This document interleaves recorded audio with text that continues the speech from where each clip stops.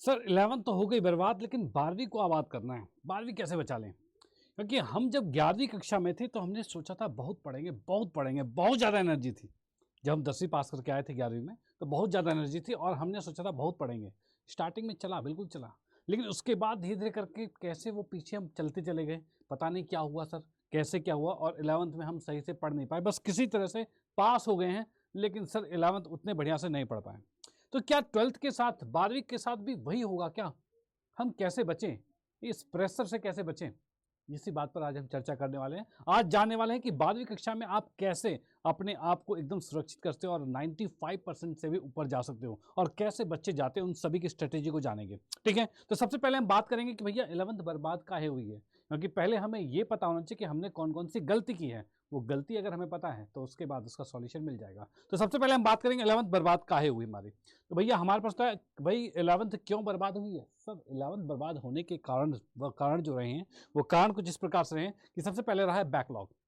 भैया बैकलॉग क्या है कि आप जब कभी पढ़ रहे थे, आप अपने किसी टीचर से पढ़ रहे थे, कभी भी पढ़ रहे थे, पढ़ने में स्टार्टिंग में आप बिल्कुल उनके फ्लो के साथ चल रहे थे, लेकिन उसके बाद आपको कोई काम आया, ठीक है, किसी वजह से आपने सोचा चलो कोई नहीं, आज नहीं कल पढ़ लेंगे, ठीक है, कुछ ऐसा रहा कि भाई कोई और अदर काम, एक्स्ट्रा इंपॉर्टेंट काम आ गया जिसकी वजह से आपने छोड़ दिया, 2-4 दिन आपका आगे पीछे हुआ, उसके बाद आप 2-4 दिन को मैनेज करते करते वो दिन आपके बढ़ते गए, बढ़ते गए, बढ़ते गए, बढ़ते गए, इतना बढ़ गया कि फाइनली ऐसा लगा कि सर बहुत कुछ छूट रहा है, हम ट्रैक पे पहुंच नहीं पा रहे हैं, क्या करें जिससे कि बैकलॉग खत्म रहे। तो भैया पहली प्रॉब्लम, गलती आपने की थी ये बैकलॉग वाली। तो भैया बैकलॉग हुआ था, बैकलॉग हुआ क्यों था? तो बैकलॉग हुआ इसलिए था क्योंकि आपके पास थी लैक ऑफ डिसिप्लिन, यानी कि आपकी जो डिसिप्लिन थी उसमें कमी आ गई थी, आप डिसिप्लिन नहीं रख पा रहे थे।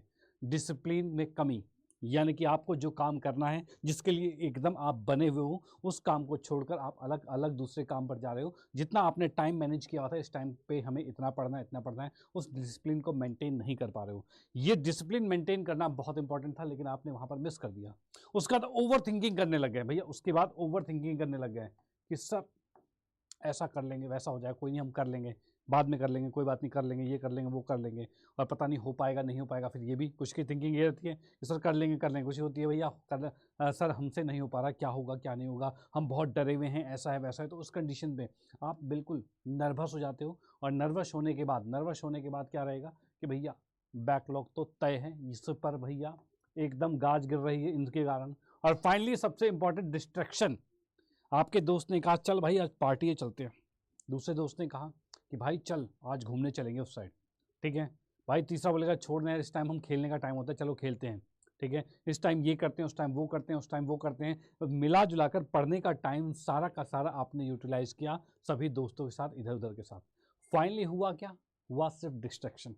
डिस्ट्रैक्शन यानी कि आप पढ़ाई से दूर होते चले गए, और सबसे बड़ा डिस्ट्रैक्शन होता है आपका मोबाइल, सबसे बड़ा डिस्ट्रैक्शन, ठीक है, जिसके अंदर आप बैठे तो आपने एक रील देखी, सर एक ही तो देखी है, लेकिन एक के बाद दूसरे पर आए, तीसरे पर आए, चौथे पर आए, देखा 1 बज रहे हैं, फिर यूज करके रील करते करते फिर देखा 3 बज गए, अरे 2 घंटे निकल गए, पता ही नहीं चला।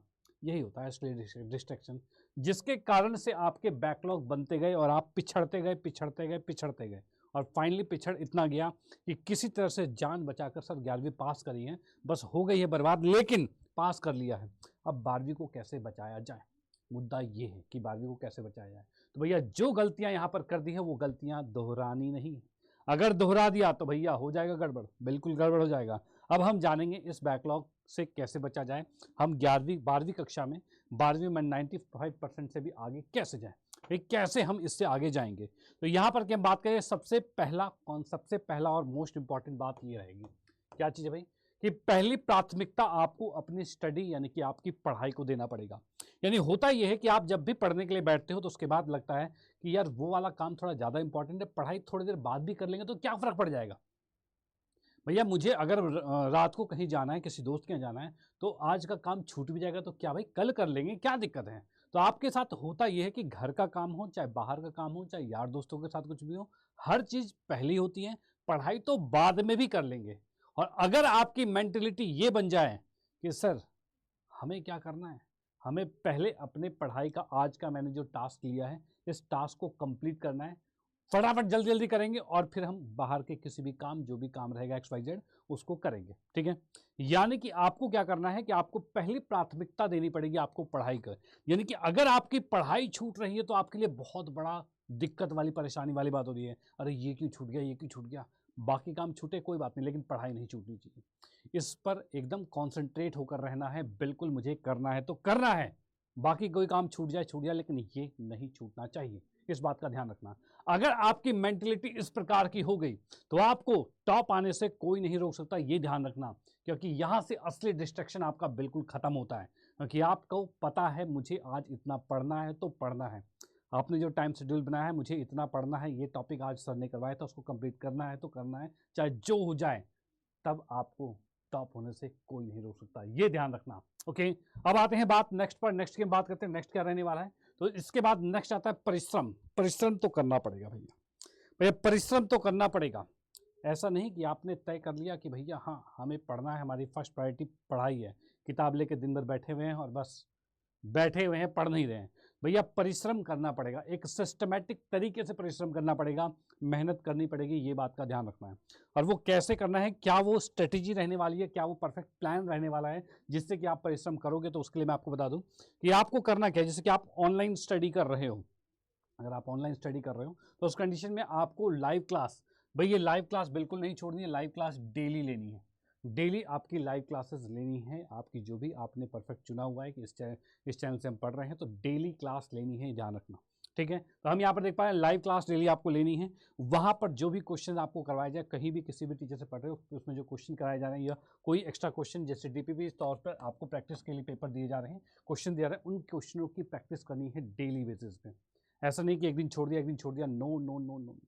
भैया जो भी सब्जेक्ट का है उसको डेली कंप्लीट करना है, तभी आप आगे बढ़ पाओगे। और इस चीज़ को एकदम डिसिप्लिन के साथ करने लग गए, फिर आपको विन होना तय है, ध्यान रखना। ठीक है, उसके बाद बारी आती है हैंड रिटन नोट्स की। यानी जो आपके हैंड रिटन, एक तो बुक्स वाले नोट्स होते हैं, लेकिन वहाँ पर बहुत सारा तामझाम रहता है, सब थोड़ी दिक्कतें हो जाती हैं।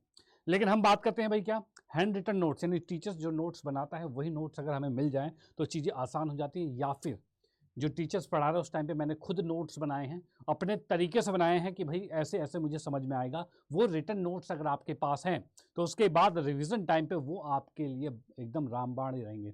ठीक है, एकदम बहुत ज़्यादा इंपॉर्टेंट रहने वाला है रिवीजन के लिए, क्योंकि आपने खुद से समझा है, किस तरह से समझाया है, सर ने, मैम ने, जो भी ने भी समझाया है, उनको खुद से अपने हैंड रिटन नोट्स बनाए हैं। उसके थ्रू आप दोबारा आप रिवाइज करोगे तो चीज़ें एकदम समझ में आ जाएगी, पूरा वो लाइव क्लास या जो भी क्लास होगी वो आपके माइंड में आ जाएगा कि हाँ ऐसे पढ़ाया गया था। ठीक है, तो वो हैंड रिटन नोट्स आपके पास होने चाहिए। उसके बाद बारी आती है बोर्ड्स की प्रिपरेशन के लिए। भाई जैसे कि 12वीं कक्षा की बात करें तो बोर्ड्स की प्रिपरेशन के लिए आपका ये PYQs बहुत बढ़िया रोल अदा करने वाला है।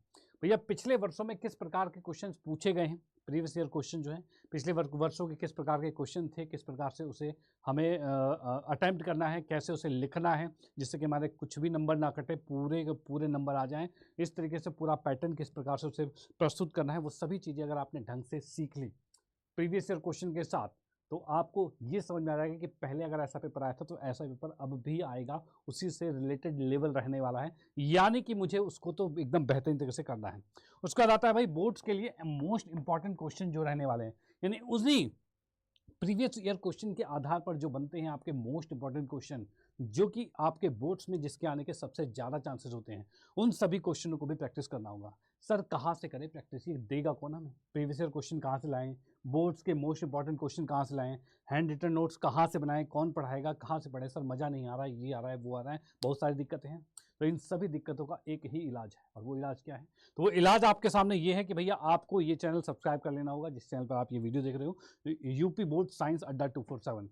यानी अगर आप साइंस के स्टूडेंट हैं हो तो फिर आप इसको एकदम सब्सक्राइब कर लीजिए चैनल को। और इस चैनल को सब्सक्राइब करने के बाद यहाँ पर एक पूरी परफेक्ट टीम है, जो टीम आपको आपके बोर्ड्स में बिल्कुल टॉप कराने वाली है, इस बात का बिल्कुल ध्यान रखना। ठीक है, यहाँ पर आपके पास फिजिक्स, केमिस्ट्री, मैथ, बायो और साथ में इंग्लिश, हिंदी, ये सभी सब्जेक्ट आपको देखने को मिल रहे हैं, जो कि आपको इस बार टॉप कराने वाले हैं। तो भैया चैनल को बिल्कुल सब्सक्राइब कर लीजिए, डेली क्लासेस लीजिए, क्योंकि यहाँ पर आपकी क्लासेस बिल्कुल स्टार्ट हो चुकी हैं।